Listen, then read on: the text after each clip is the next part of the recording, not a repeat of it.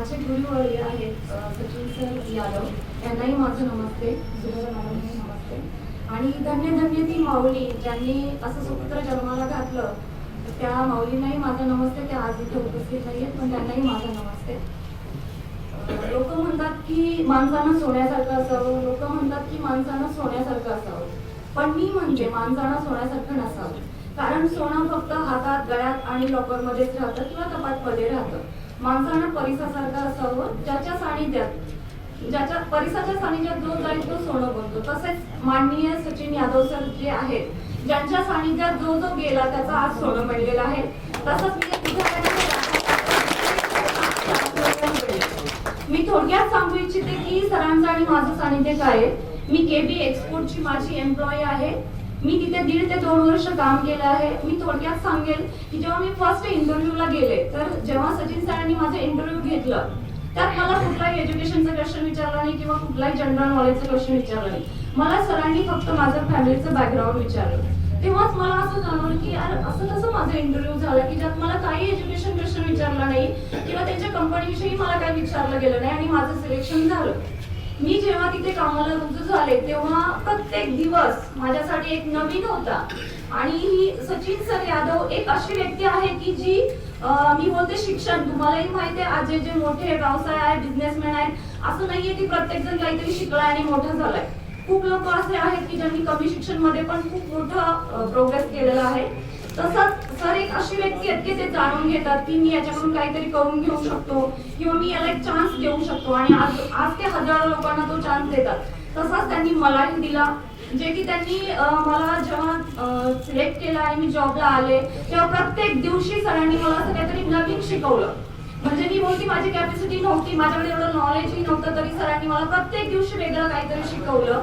आणि त्यातून मी एवढी इम्प्रूव्ह झाली की आज मी बिझनेस करते त्याच्यात मी सगळे सरांचे रूल्स फॉलो करते, म्हणून मी आज इथपर्यंत आहे.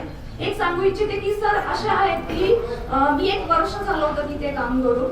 तर सरांच्या ऑफिसमध्ये मीटिंग असते दर आठवड्याला. त्या दिवशी जे अमरान सर म्हणून होते ते मीटिंगला आले नाहीत. सर 5 मिनिटं फक्त मीटिंगला राहिले होते. सर अकाउंट सेक्शनला आले आणि बोलले की राधा हे पॉइंट घ्या, 5 मिनिटांमध्ये तुम्हाला मीटिंगला यायचंय. तुम्ही विचार करा माझी काय स्थिती झाली असेल. 5 मिनिटांमध्ये मी पॉइंट वाचायचे आणि मीटिंग घ्यायचे शक्य नाही. पण माझ्यामध्ये एक सरांच्यामुळे पॉझिटिव्हिटीच होता की ते जर माझ्यामध्ये बघतात की मी हे करू शकते तर मी ते 101% करणार. मी पॉइंट वाचले आणि मी मीटिंग केली. म्हणजे मी एवढं धन्यवाद मानते सरांचं की ते एका म्हणजे इथपर्यंत लेवलला आणून लोकांना बसवतात ज्याला एज्युकेशनची गरज लागत नाही. Is a right person of Sachin sir की माणसाला इथं आणून बसवतात. म्हणून मी परमेश्वरांचे खूप आभार मानते की सरांचं सानिध्य मला मिळालं. पण माझ्या काही प्रॉब्लेममुळे मी तो जॉब सोडला. पण लकीली असं की तो जॉब सोडला तर मी खूप खंत करत होते, खूप मिस करत होते कंपनीला आणि सरांना. पण परमेश्वराच्या दयाने परत एकदा गॅलेक्सीच्या माध्यमातून मी सरांच्या आशीर्वादाखाली आले आणि मला परत एकदा त्यांचं सानिध्य मिळालं. म्हणून मी खूप खूप धन्यवाद आहे परमेश्वरांची आणि सरांचे सुद्धा. आता मी गॅलेक्सी विषयी बोलेल तर मी एक त्यांचा गॅलेक्सीची जी मी कस्टमर आहे, माझा जो बिझनेस आहे त्यामध्ये मला कधीही कोणतीही गरज भासते तर ही एक कॉपरेटिव्ह संस्था आहे. याच्यामधून अशी मला गरज मिळते किंवा अशी सर्व्हिस मिळते की मी जे आजपर्यंत कुठेही पाहिली नाही. जसं की तुम्ही समजाल 8 दिवसामध्ये ती सर्व्हिस असते, ती ऑफ दिवस म्हणजे ज्या दिवशी सुट्टी असेल त्या दिवशी सुद्धा यांची सर्व्हिस A1 असते.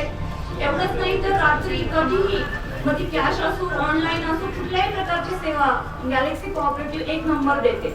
म्हणून मी सर्वांना एकच सांगू इच्छिते की सचिन सर जे असे एक व्यक्ती आहेत की जे खूप गरिबांना मदत करणं किंवा सगळ्यांना मिळून मिसळून काम करून घेणं एक ग्रेट पर्सन आहे.